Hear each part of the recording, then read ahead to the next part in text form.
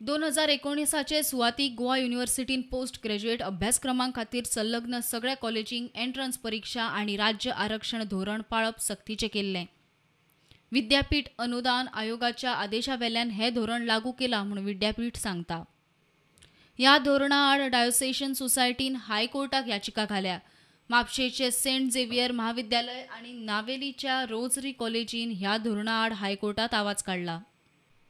याचिकादार म्हणटा, विद्यापीठान झेवियर आणि रोझरीक post graduate course स्वायत्त आशिल्ल्यान प्रवेश परीक्षा सक्ती लागू करची न्ही. दोनूय संस्था पदव्युत्तर अभ्यासक्रमा खातीर सरकारी अनुदान घेनात, ताका लागून तांचेर आरक्षणाची सक्ती करप अयोग्य.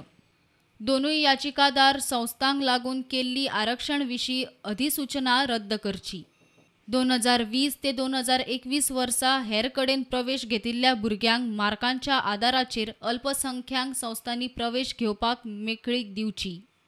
याचिकेचो निकाल लागमेरेन आरक्षण धोरणांतल्यान अल्पसंख्यांक संस्थांक कडेक दवरची.